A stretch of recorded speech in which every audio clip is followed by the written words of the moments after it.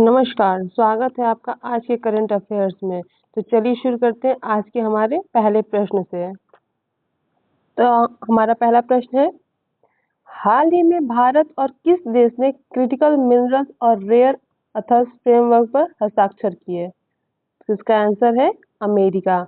America ने critical minerals और rare earth's framework पर हस्ताक्षर किए। तो चलिए इससे रिलेटेड हम कुछ क्वेश्चन देख लेते हैं। तो ये रहा हमारा question, Bharat America critical minerals समझौते पर भारत की ओर से किसने हस्ताक्षर किए? तो भारत की ओर से एस जयशंकर ने हस्ताक्षर किए। किसने? एस जयशंकर ने। ठीक है, नेक्स्ट हो जाएगा, अमेरिका की ओर से इस समझौते पर किसने हस्ताक्षर किए? तो अमेरिका की ओर से मार्को रूबियो ने हस्ताक्षर किए। ठीक है, ये सब छोटे छोटे क्वेश्चन बहुत इंपॉर्टेंट होते हैं, ध्यान से सारे क्वेश्चन जरूर देखिएगा आप। नेक्स्ट क्वेश्चन हो गया, क्रिटिकल मिनरल्स समझौता मुख्य रूप से किस क्षेत्र से संबंधित है? तो क्रिटिकल मिनरल्स समझौता मुख्य रूप से खनन, प्रसंस्करण और आपूर्ति श्रृंखला से संबंधित है। ठीक है, नेक्स्ट क्वेश्चन हो गया हमारा, रेयर अर्थ तत्वों का उपयोग मुख्यतः किस उपयोग में होता है?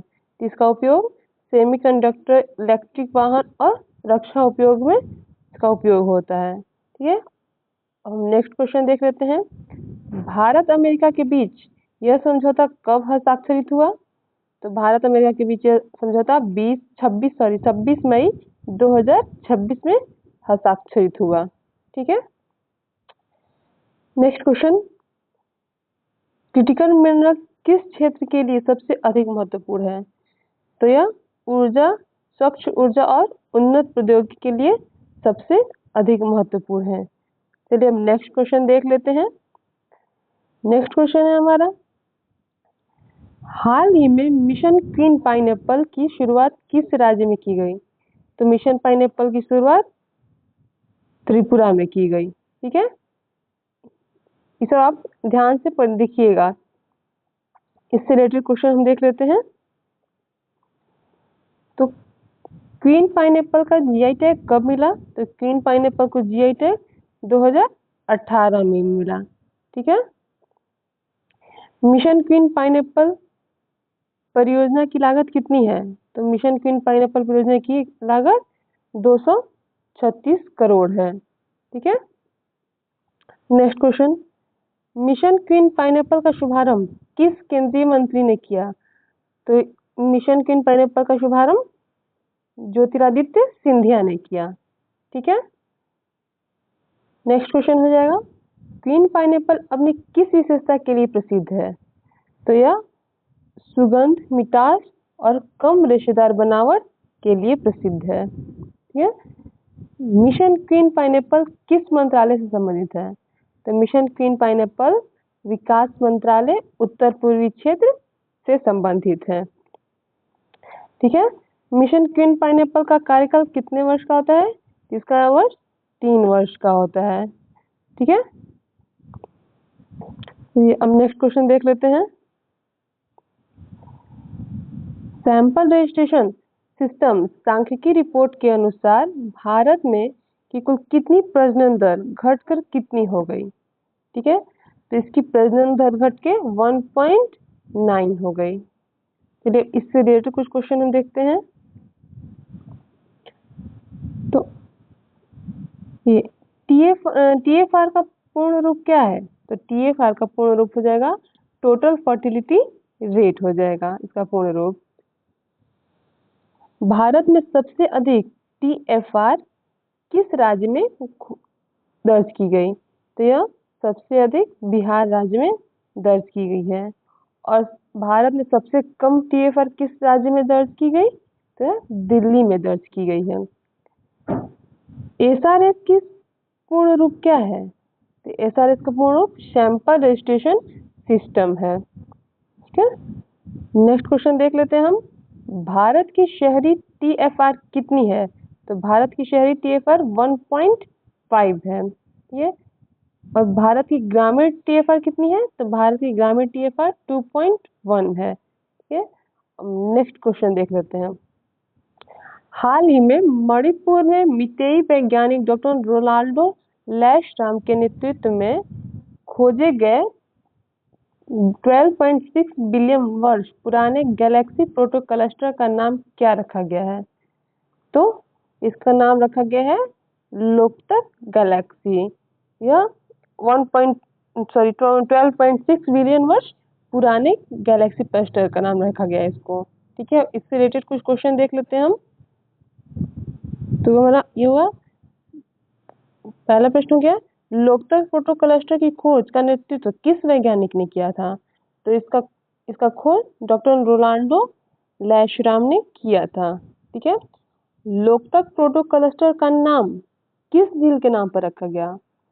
तो इसका नाम लोकतक झील के नाम पर रखा गया।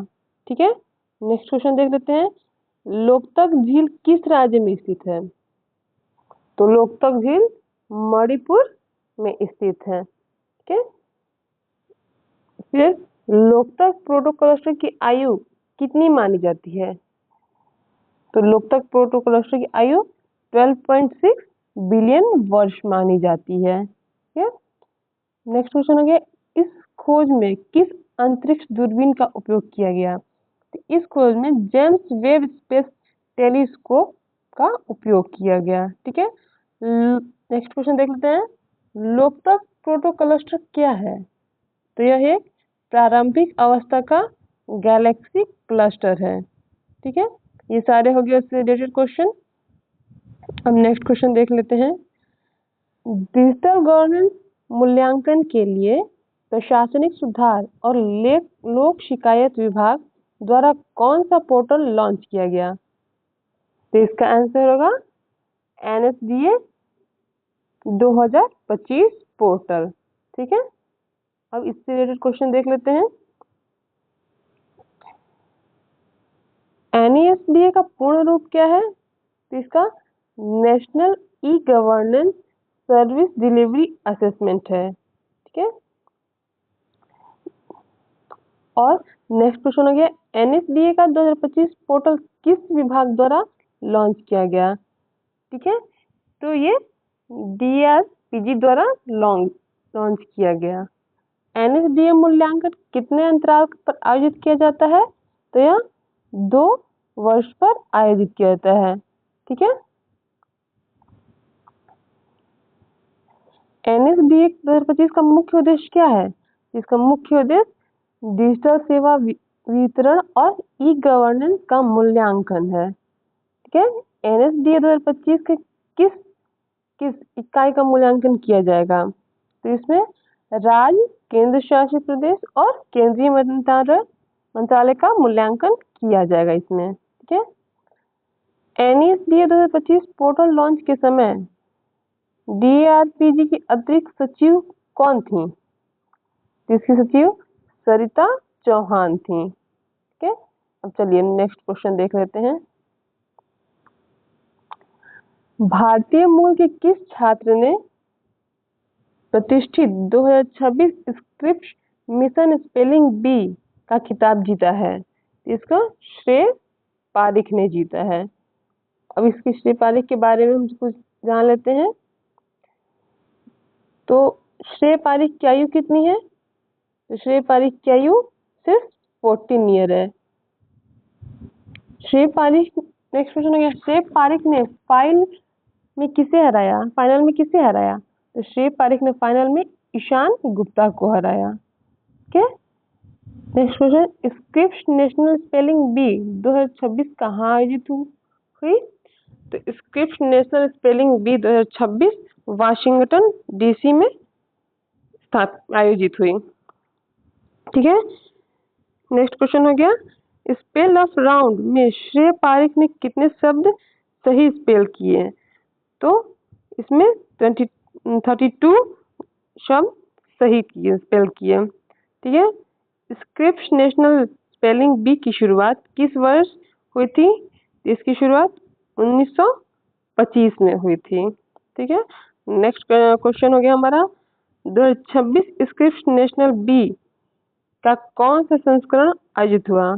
2026 में इसका 98वां संस्करण आयोजित हुआ। ठीक है, अब नेक्स्ट क्वेश्चन देख लेते हैं। भारत के प्रतिस्पर्धा आयोग के पहले अध्यक्ष कौन थे जिनका हाल ही में दिल्ली में निधन हो गया? तो भारत के प्रतिस्पर्धा आयोग के पहले अध्यक्ष धनेंद्र कुमार थे। ठीक है, अब इससे रिलेटेड कुछ क्वेश्चन देख लेते हैं हम।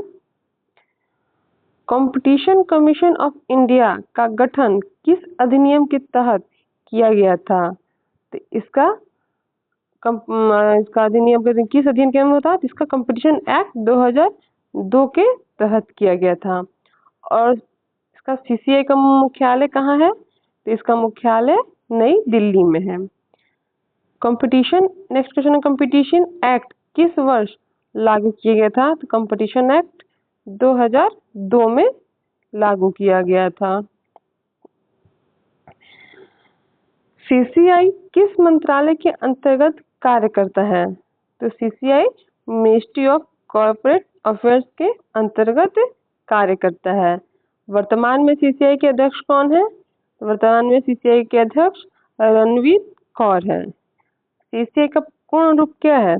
सीसीआई का पूर्ण रूप कंपटीशन कमीशन ऑफ इंडिया। पूर्ण रूप किसी भी एग्जाम में हो वो आपको इम्पोर्टेंट होता है, जैसे किसी भी एग्जाम में एक दो पूर्ण रूप आ ही जाते हैं। तो ये रहे हमारे आज के करंट अफेयर्स। तो कुछ इम्पोर्टेंट जो वीडियो अगर आपको पसंद आया हो तो लाइक कीजिएगा, चैनल पर नए हैं तो सब्सक्राइब करना ना भूलें। मिलते हैं नेक्स्ट वीडियो में, तब तक के लिए धन्यवाद।